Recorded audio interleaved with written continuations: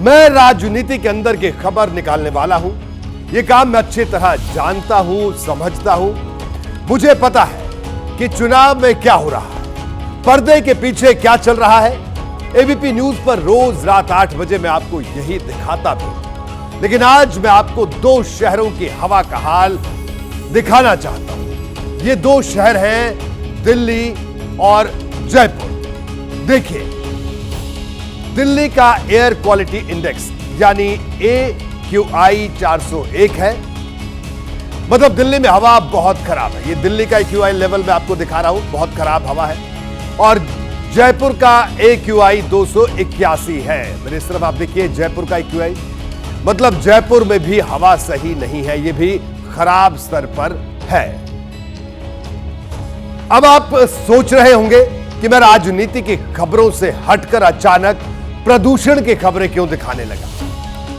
देखिए, दिल्ली और जयपुर की एयर क्वालिटी दिखाने का एक मकसद है। दरअसल कांग्रेस की सबसे सीनियर लीडर सोनिया गांधी कल दिल्ली से जयपुर चली गई और उनके वरिष्ठ सिपहसालारों ने, जो उनके बेहद करीबी सलाहकार भी हैं और उनके आसपास रहते भी हैं, उन्होंने ये ऑन रिकॉर्ड कहा कि दिल्ली की हवा खराब है, इसलिए हम मिसेस गांधी को जयपुर लेकर जा रहे हैं ताकि वो वहां की साफ हवा में कुछ दिन बिता सके। के दौरे का प्रयोजन तो प्राइवेट विजिट है सर, आप भी एयर पोल्यूशन है दिल्ली में, उसके लिए एयर पोल्यूशन है दिल्ली में, उसके लिए। तो इसके साथ ही कांग्रेस के सीनियर नेता जयराम रमेश का ट्वीट भी सामने आ गया, जिसमें उन्होंने क्या लिखा है मैं आपको यह भी दिखाता हूं। उन्होंने लिखा कि नई दिल्ली में वायु प्रदूषण के कारण कांग्रेस संसदीय दल की अध्यक्ष श्रीमती सोनिया गांधी अगले कुछ दिनों तक जयपुर में है। जब यह खबर आई तो मुझे कुछ खटका। मैंने चेक किया तो देखा कि जयपुर और दिल्ली की एयर क्वालिटी में कुछ ज्यादा फर्क नहीं है। वो चाहती तो किसी हिल स्टेशन पर भी जा सकती थी। विदेश क्यों, मिजोरम की राजधानी आइजोल में तो AQI सिर्फ 17 है, सांसों के लिहाज से सबसे बेहतर है। सोनिया गांधी वहां भी जा सकती थी।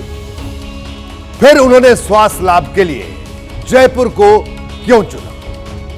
क्या सोनिया गांधी के जयपुर जाने के पीछे की कहानी कुछ और है? अगर कुछ और है तो क्या है? आपको याद दिला दूं कि कल इसी वक्त मैंने खबर दिखाई थी। वो खबर यह बता रही थी कि राजस्थान कांग्रेस में सब कुछ ठीक ठाक नहीं है। हमने कल वहां के कई नेताओं से बात करके अंदर की खबर निकालने की कोशिश की, वही खबर आपको दिखाई भी दी। एबीपी न्यूज पर हमारे खबर दिखाने के बाद कांग्रेस के सीनियर लीडर केसी वेणुगोपाल, जो दिल्ली से सोनिया गांधी के साथ ही जयपुर गए थे, उन्होंने राजस्थान में जीत का दावा ठोकते हुए एक्स पर एक फोटो पोस्ट की। इस फोटो में वैसे तो कांग्रेस के प्रदेश प्रभारी सुखजिंदर सिंह रंधावा और पार्टी के राष्ट्रीय महासचिव जितेंद्र सिंह अलवर भी हैं, लेकिन तीन जो सबसे खास चेहरे हैं उनमें अशोक गहलोत, सचिन पायलट और केसी वेणुगोपाल साफ नजर आ रहे हैं। केसी वेणुगोपाल के चेहरे पर मुस्कुराहट है और अब सचिन पायलट की तरफ वो देख रहे हैं। ये तस्वीर सामने आने के पहले की कहानी भी कम दिलचस्प नहीं है। क्या है वो कहानी? केसी वेणुगोपाल ने यह तस्वीर पोस्ट सुबह 7:48 पर की। सुबह 8:49 पर यानी 1 घंटे के बाद यही तस्वीर अशोक गहलोत ने पोस्ट की और करीब 1 घंटे के भीतर गहलोत के पोस्ट को सचिन पायलट ने रिपोस्ट कर दिया। इस तस्वीर को आप गौर से देखिए, ये वो तस्वीर है जो मैं आपको दिखा रहा हूं कि 1 घंटे के भीतर सचिन पायलट का रिपोस्ट भी हुआ। अशोक गहलोत साफ तौर पर दिख रहे हैं, सचिन पायलट साफ तौर पर दिख रहे हैं, वेणुगोपाल दिख रहे हैं, प्रदेश प्रभारी दिख रहे हैं और सबकी बॉडी लैंग्वेज बड़ी सहज दिख रही है। ये सब देखने के बाद मैंने पता लगाना शुरू किया तो बात यह सामने आई कि तस्वीर रात में ही क्लिक की गई थी और कल तो सचिन पायलट मध्य प्रदेश में प्रचार कर रहे थे।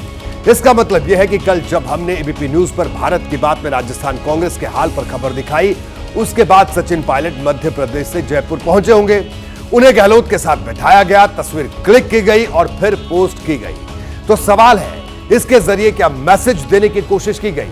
क्या यह पोस्ट हम साथ हैं वाला मैसेज देने के लिए पोस्ट किया गया है? यह भी अपने आप में अहम है। वो एक साथ हैं, एक ही पार्टी में है भाई।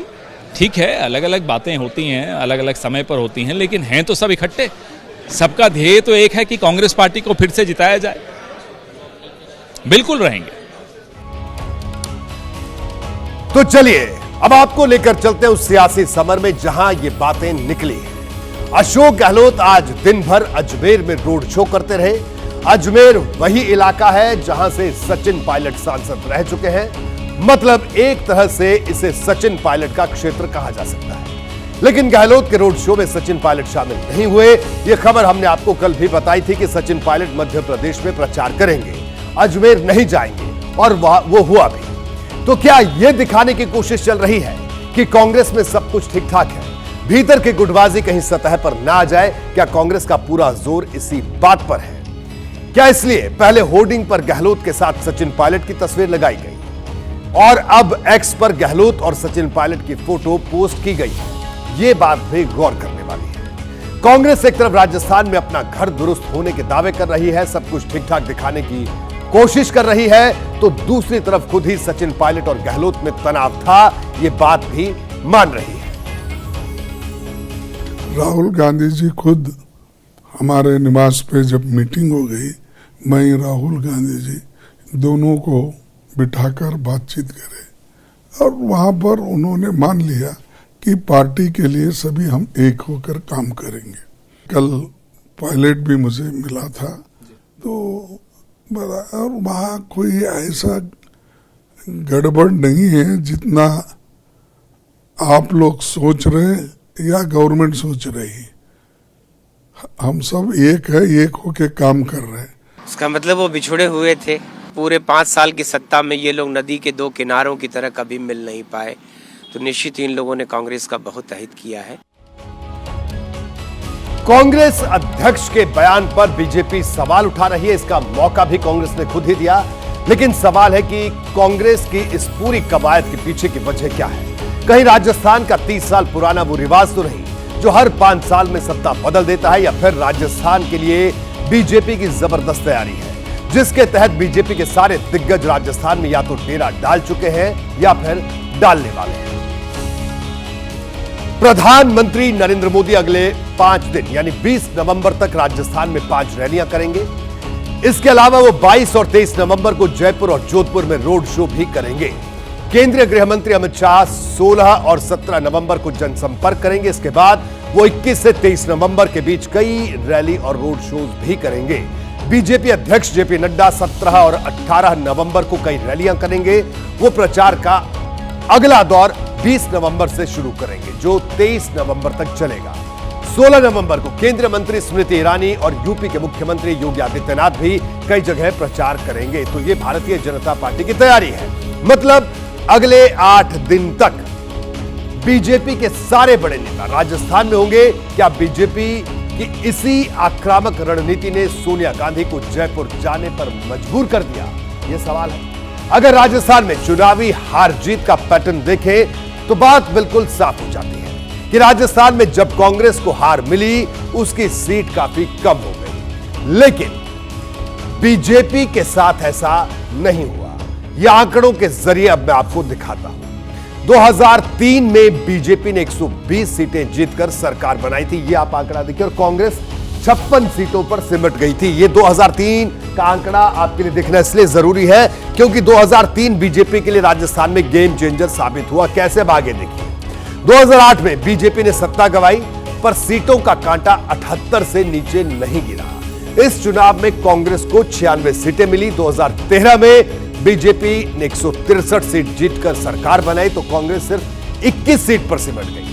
2018 में बीजेपी के हाथ से सत्ता निकली लेकिन उसने 73 सीटें जीत ली, जबकि कांग्रेस को जीतने पर भी 100 सीटें मिली, यानी बढ़त पर गई। मतलब यह है कि सरकार विरोधी लहर का असर जितना कांग्रेस पर हुआ उसके मुकाबले बीजेपी पर कम हुआ, यानी बीजेपी का एक बेस है। वैसे कांग्रेस को उम्मीद थी कि वो इस बार बीजेपी को मात दे सकती है, लेकिन गुटबाजी का असर ऐसा हुआ कि कांग्रेस की सबसे बड़ी नेता को जयपुर में डेरा डालना पड़ा। बीजेपी बार बार इस बात का जिक्र कर रही है। ऐसा नहीं है कि गुटबाजी बीजेपी में नहीं थी, वसुंधरा भी नाराज बताई जा रही थी, लेकिन चुनाव नजदीक आते आते पार्टी ने वसुंधरा को मेन स्ट्रीम में जोड़ने की कोशिश की, जिसमें वो काफी हद तक सफल भी रही। वसुंधरा 100 सीटों पर रैलियां कर रही है, लेकिन राजस्थान में कांग्रेस आज भी अपने बड़े नेताओं को एक दिखाने की जद्दोजहद कर रही है। खैर, ये तो बात हुई राजस्थान की। जैसे ही घड़ी का काटा दोपहर 2:30 पे आए, बबीता जी का दिल सास बहू साजिश के लिए मचल जाए। और ये है इनकी बहू, पूरे दिन ऑफिस की टेंशन हो जाए गॉन जब ये करें अपना फेवरेट शो फ्री टाइम पे ऑन।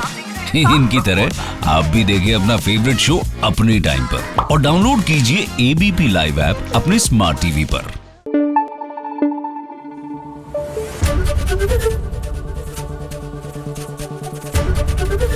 एबीपी न्यूज आपको रखे आगे।